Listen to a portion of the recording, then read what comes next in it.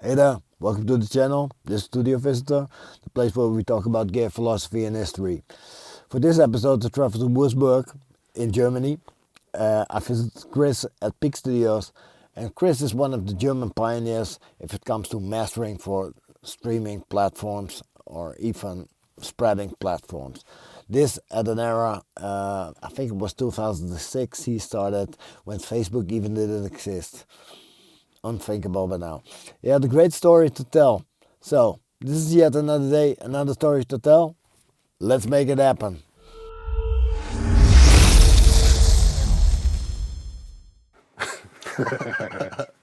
Welcome to the channel. I hope you're having a blessed day. Next to me, Chris Jones, Peak Studios, Würzburg.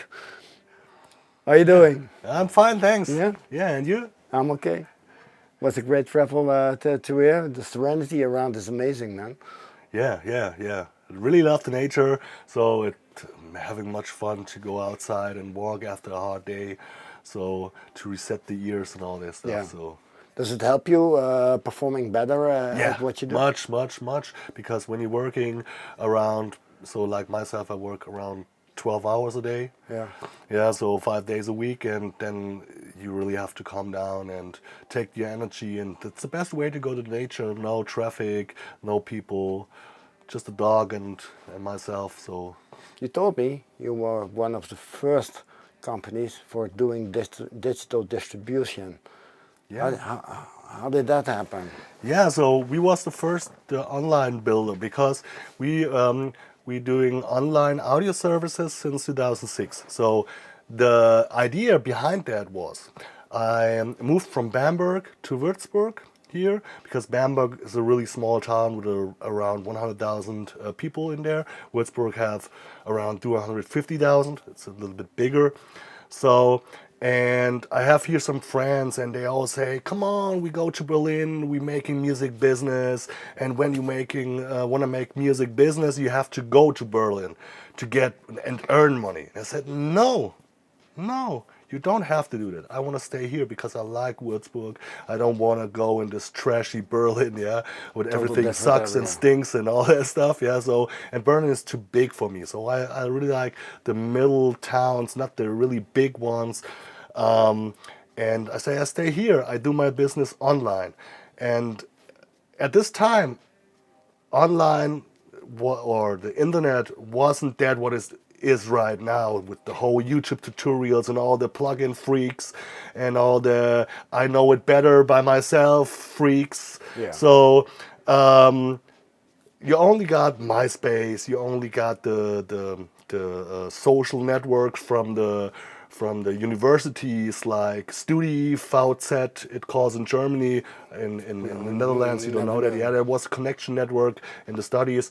It's the beginning right from Facebook, because Facebook only was a study network where Yeah. you can check out people on other universities. And that's the thing what I start to making my money, because on MySpace and StudiVZ was also people, they have studied music, they have interesting in music. So MySpace was then the first platform, online platform, to provide his own music. They have a player in there. I don't know Yeah. if you recognize that, yeah. So, and that was the starting point to provide my business.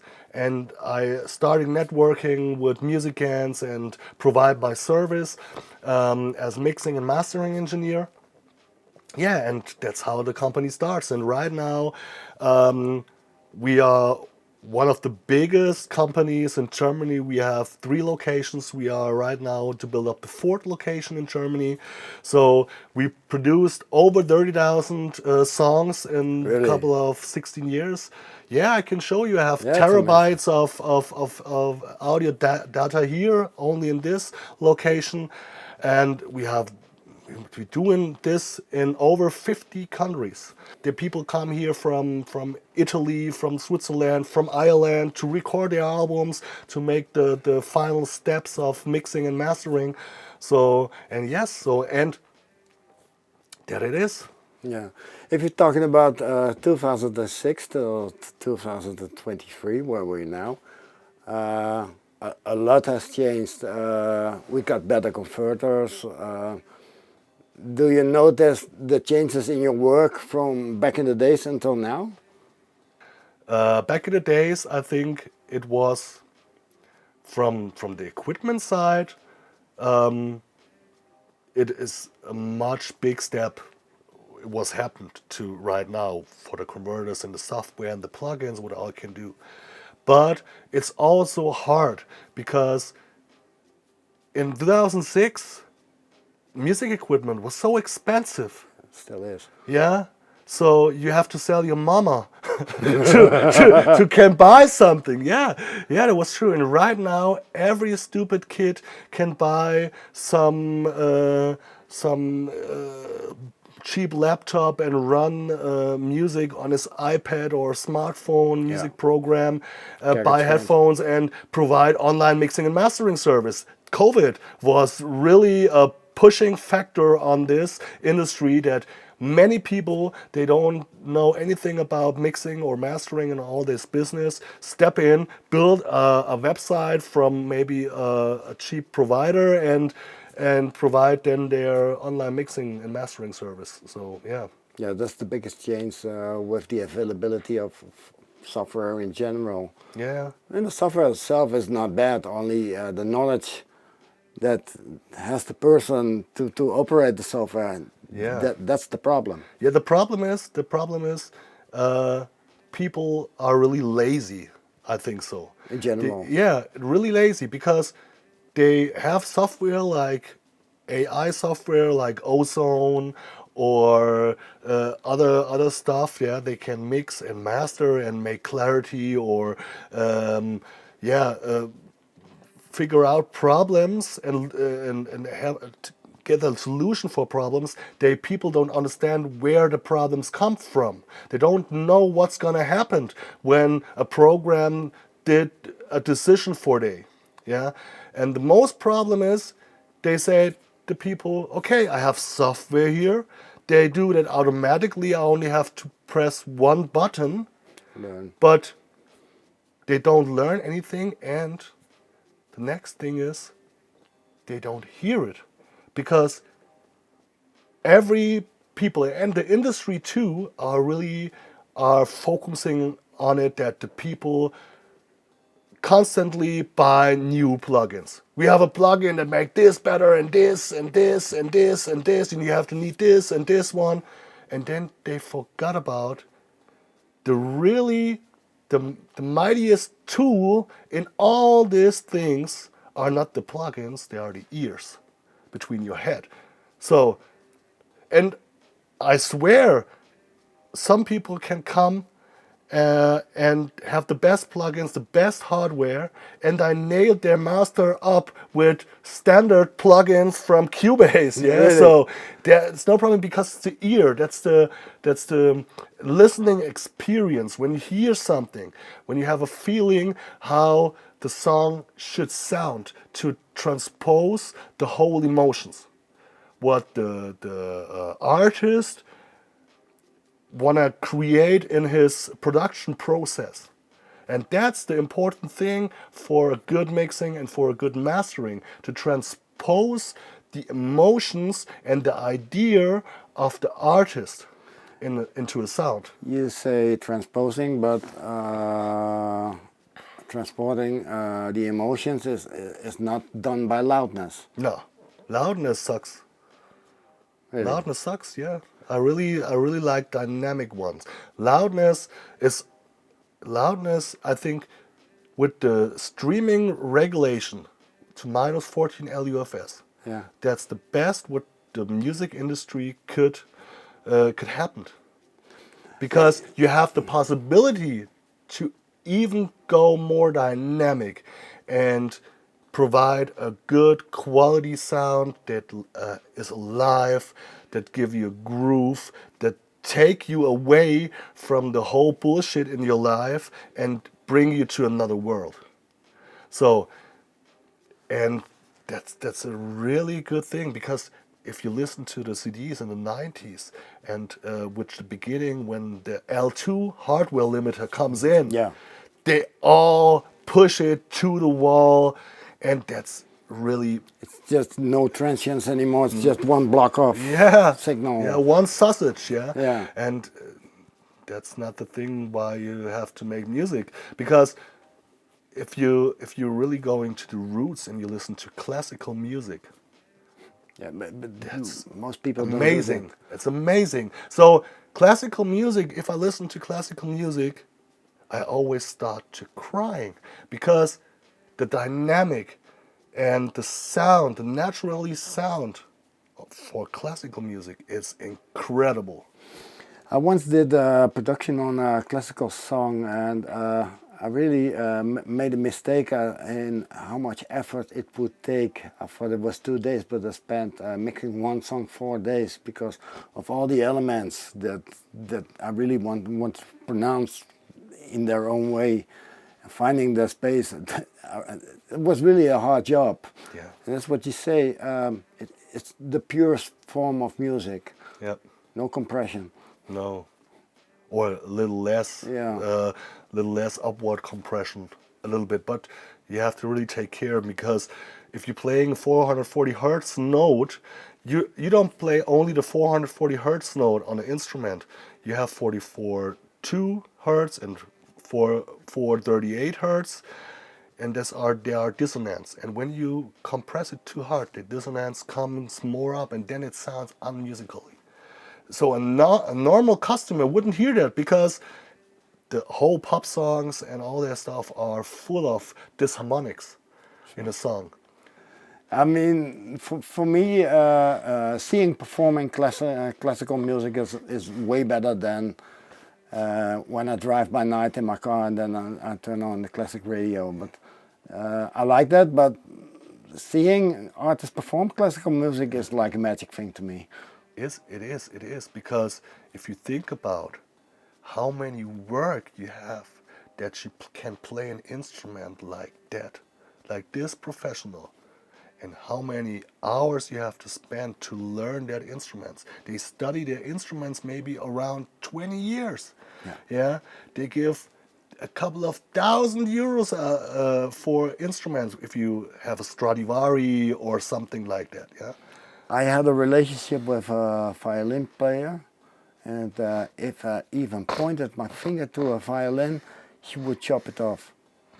Really, that precaution with her instrument, her baby. Yeah, that's the thing, and then you can hear it all together, the complete orchestra, and it sounds amazing. It's one unit. It's not one musician or a couple of musicians. It's one unit, and that's great. Yeah. How do you get into mastering anyway? Into mastering anyway. How did I got it? Before 2006 or after? After, it was a process, so I still mastering at 2006. Yeah, but I don't have this knowledge on 2006 what I got right now. I never was on a SAE or on a school to learn that, because that was really expensive at this time. It's expensive too right now, but in relation to the income of money, it's okay. Yeah, but it was really hard, because the SAE costs there 20,000 D-Mark, German marks. Yeah. So that was really expensive. 25,000 guilders. Yeah. So I never had that money. So, and the only thing was books to read it. And read. Yeah, about audio recording. There was no YouTube to watch tutorials. Yeah, so you have to go to other studios and say, please, can you show me something? But please, the problem please, now is, Yeah. and back in the days we didn't have any YouTube tutorials. Now there are too many, but picking out the good ones. If you start the EDM production, you don't need a compressor on a kick. No. I never compressed the kick. No, me neither. But some tutorials said you have to do. Why? Yeah. There's so much disinformation going on. Yeah. That's the problem because now. they don't think about the logic behind that. Why you compress a kick? I only would compress a kick if I don't like the dynamic, how the kick swings and how the tone is. If I want to have a thicker kick and the kick have too much transients or something like that, then yeah, it will be possibly okay to compress. But the statement you have to compress a kick, it's bullshit. True that. Yeah, it's bullshit. So it's a lot of bullshit in the internet. That's right. And also, I don't know everything. So, but I know my job, and I have, and that was, I think, the good one on my job, and that's the reason why I'm that what I am right now, and I have the skills right now. Is I have the possibility to make a lot of mistakes. But And that is the problem right now. The people don't make mistakes and think about it and reflect it and learn about it. They check out a YouTube video. It's like when you're cheating on a video game. You download the cheat codes, yeah, and you don't learn your skills. And I made the mistakes, and I think about night over night, what's the reason why high frequencies sound so harshy right now on other systems, yeah, and I try to remove that and try different ways to make that better, for example, yeah, and listen then to the headphones, to the car radio. I listen on different speaker system, and then I go step by step and I learn some strategies by myself to making mistakes in mixing, yeah. So, but the problem is society forces us to deliver quickly, yeah, and it's not us because we make the decision. We do things different, but in general, people are forced. Now you make a track. Tomorrow it needs to be published. Period, and that doesn't work. yeah, it works. It could work. My first big album production with some big stars in America, like Wu-Tang Clan. Yeah, Really? so I worked with the Wu-Tang Clan. Yeah, yeah. Their mixing engineer was sick or something like that. They couldn't do their job, and then they asked me, and I have only 1 week to mix and master 20 songs. How was it working with these guys? Because there are a lot of rumors about these guys. They come into a studio, they rob the whole studio, go away. That's how they build their imperium. Yeah, I was. The cool thing is, this was only online. So I know the Snowgoons personality because they come from Germany and they are beat producers and working with artists from America. Yeah? Okay. So they travel all around the world and making things happen. So a couple of years we met us again on Facebook and all that stuff, and yeah, and then they say, "Ah, you making music and you mixing and mastering?" I say, "Yes, yes, yes. We need your help because somebody fall out our mixing engineer. We need to mix and master big break. in one thing." Yeah, there was a big break. Yeah, there big references then there. Yeah. What do you like more, mixing or mastering? Mastering.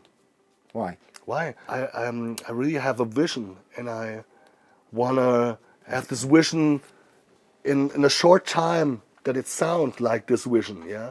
So that's the reason why I never produced something.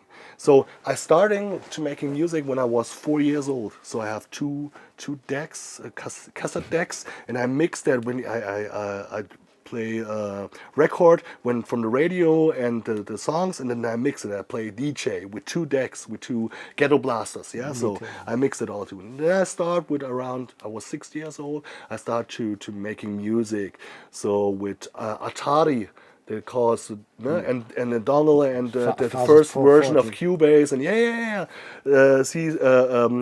C64 and all that stuff. I used to work for Atari in Holland. Yeah. And it was great. So, and then I started to make the first productions and so. And at this time it was easy because you don't have a lot of sounds there. Yeah, but but a couple of years later, you have really big sound libraries, and it was really hard for me to picking up the right sound, and I was sitting hours and to form the sound, and then I don't want to do this anymore. So I say no. I sitting there for 6 hours and nothing is finished. Yeah, and it really fucks me up. So yeah, and then I quit all this production thing, And then I start to making music by my own. I write some song texts and sing some melodies and all that stuff and record the first things by myself. And then yeah, oh fuck, it sounds really terrible. I have to change something. Then I start to mixing. So and then it comes to time and time, and it was so good that other people comes to me and say, hey, you did a good job on that mixing. How you did that? I don't know. I did it. Yeah. I only do it. I don't know why, what I do, but it sounds good for me and I do it. So yeah. And yeah, then other people comes and pay me for record them and mix their songs. Yeah, I starting with 50 D-marks, with 50 marks for one song, recording, mixing, and mastering the whole process. And sometimes I sit there 2 days or 3 days, yeah, For 50 D-mark. for 50 D-marks. Yeah. I start like that, yeah. So, and then I go higher with the prices. And right now, so yeah, I live in a good house. So I never thought that it comes to this situation right now. Yeah, that we are one of the biggest dealers here with audio services. Yeah. Yeah, I never thought that. So my imagine was when I was starting it to okay, if I can buy me some food for making music and bills. pay my apartment, my small maybe 2 rooms, that was enough for me. So that will be great. That will be really really great. And then it comes up and yeah, right now I'm here and so So you built the studio, you bought an extensive amount of gear, and I love all of it. Dutch and Dutch speakers. yeah, really loving it. Oh, great. What can you tell me about your equipment? How did you choose? Well, it was a really hard way, testing a lot of stuff to Buying a lot of stuff also? testing. Yeah, buying, selling, then Yeah, yeah. buying, selling. But I have a good high-end audio dealer here in Germany right now, where I really could recommend. That Okay. Normally no commercial. no, not commercial. What's the name? ES Pro Audio. Okay. Yeah. He's from Munich, and he is direct importer of API, of Manley, and all that stuff. So, yeah, he's The good really great person, and the customer service is perfect. I know sometimes my Bellermaker equalizer falls out, and I have to send it to Poland that they fix it. 2 days later, he sent me a new unit from his stock that I can work on my project. Really? Yeah, and say, okay, hey, you have to charge. I charge nothing for it. I selling that in SB stock. Yeah, but it's important for me that you can do your work. Wow. Yeah, that's wow. That's really wow. But Yeah, what I can tell you about the equipment. it's all boxes of character. Yeah. Did Not you? all. Not the Musicality. No, not the Maslick. It's clean. And the Better Maker also not too. No, And this also not. don't know that one. I'm really loving it. The ergonomic. Yeah, a The lot. sound. The sound of clicking. Ah, the sound is amazing. And you have, and this one, the Manultec is, I really loving it, this job, what he done. This is really fucking expensive piece of analog gear, and the design is completely unbelievable. You have no hard cans on that. It's every surround, dear nothing where you can spike, and it really does a great job. The Drawmer, The Drawmer, yeah. the saturation unit. The saturation unit, I really like the sound. I really like only this knob, the big one. That's the same like this, the big and the air button here. It's the same like from the S3 multiband mastering compressor. Yeah. But and that's the reason why I a couple of years ago I got the S3 version.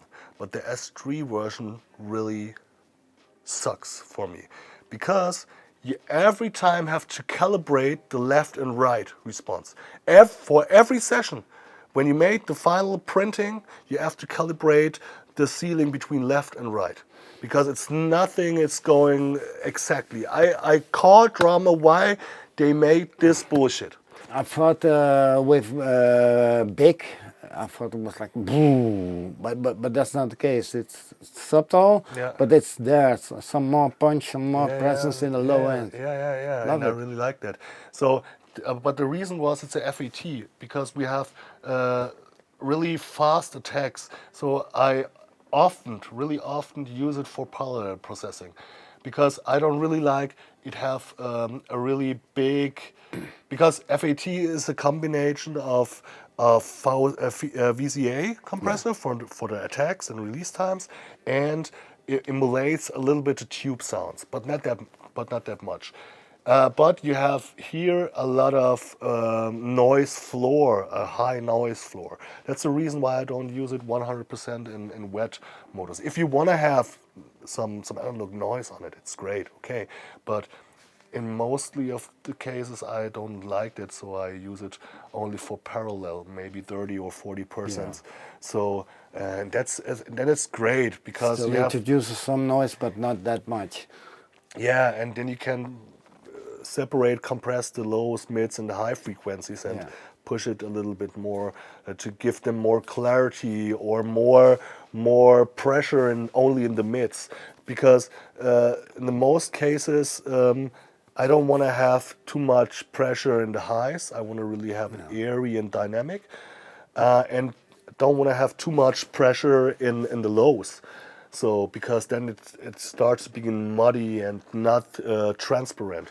I once saw a video by called Caperon, and he had it right.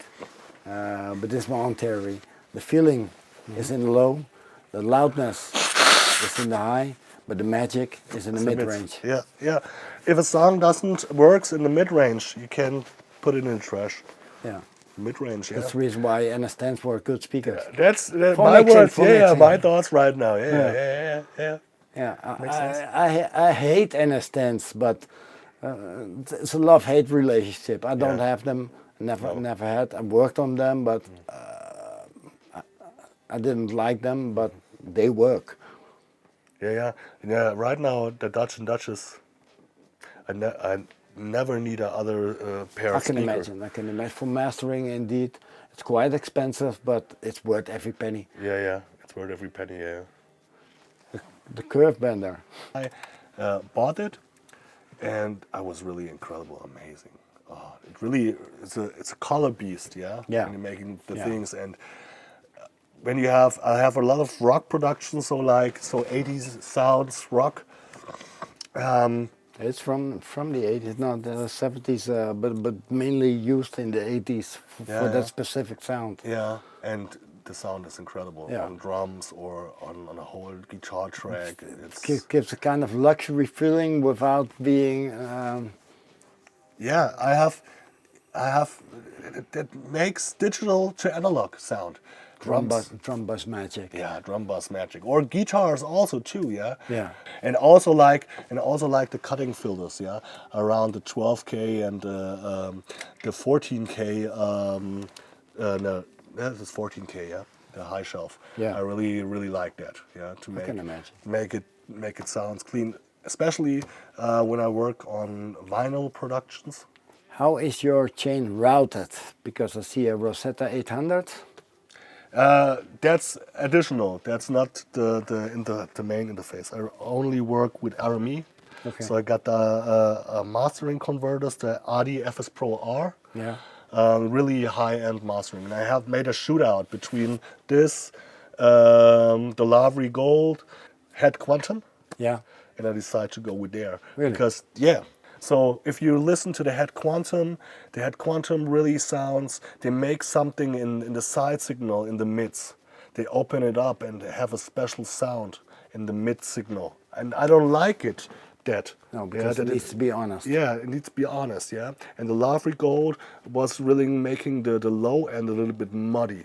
And when it comes to mastering, it has to be a choice to use that. Yeah, and the great thing is you have 3 DAC filter curves what you can choose in the ADFS Pro, yeah. So and that's really nice. So yeah, and that's the reason why I'm going with RME. So I'm going all over the years with RME. I only sometimes I use the Rosetta. I only use the soft limit. It really sounds great. Rosetta build a plugin, the soft limit. Yeah, I use but that. it really sounds great. Yeah, to go in the soft limit and get some harmonics. Yeah. Never thought about buying a Lynx Helio? Yes, that was a thought, but no. Then I choose to go with RME because RME is a Germany manufacturer. I know. Yeah, and you have the German customer support. Probably one of the best companies in the industry. Yeah, and the price, what you get for the price is amazing. My routing, I have no routing, no specially. I have here the Flock audio patch, so they are all going out to the Flock. No, just save the But long the problem on the Flock patch is it is cool, it's digital, but they have active passive switches. They have active switches on the relays. Yeah, that was one problem, but it's not that much that it made that much coloration. It's really clean also, but. Dutch Audio, not Dutch and Dutch, but Dutch Audio. I know the guy, Jeffrey.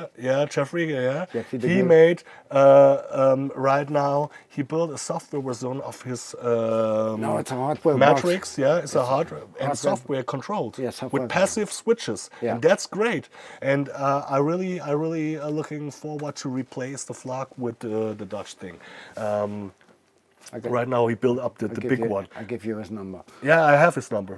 I also talk with him on Facebook and all. He's a great guy. Yeah, he's a great guy. Yeah. I was did not go well with his interview because the camera was out of face, but the story he was telling is awesome. We're gonna do it again. Yeah. He's a really great guy. So, and I thought, I don't know it exactly, but I thought the idea for this custom built unit with software control comes from me. Because I know for 2 years, or in 2020, when I built up here this room, I talked with him. I say, hey, why your switches have so less inputs and outputs? I need more than 4 or 5 units that I can put on, yeah, and why it can't be software built that you can switch it up. And I really like the Flock, and and then after 1.5 years, he comes, hey, I made a version where you can routing something, like that. He should give you a discount. Yeah, I think so. But. My mastering engineer, Mark, he's doing his product photography, so it's a really small world if you see it like that. Yeah, it's a small world, yeah.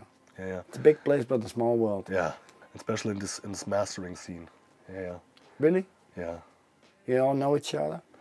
Yeah, not personally, but we are. You know who is who. Yeah. What does who? Yeah, not everybody. So I always do my thing. So, but I'm on a mastering forum on Facebook. So, and then somebody have a question, we all help each other. That's We're really in the same group, mastering pros. Yeah.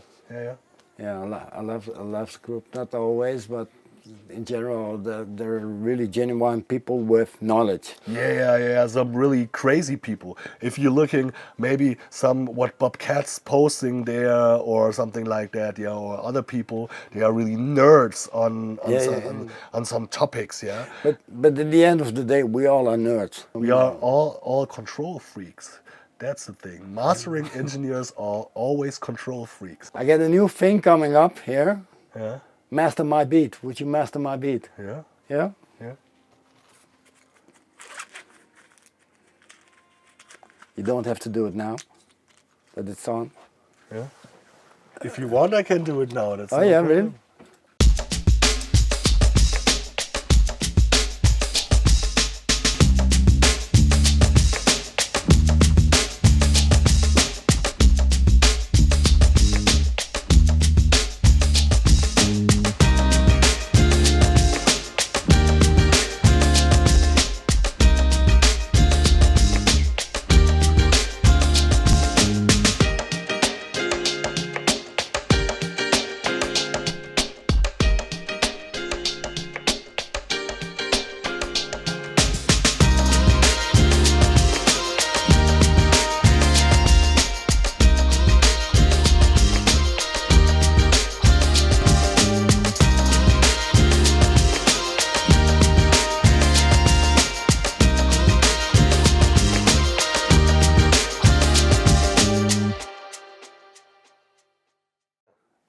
we watched you in action mastering my beat.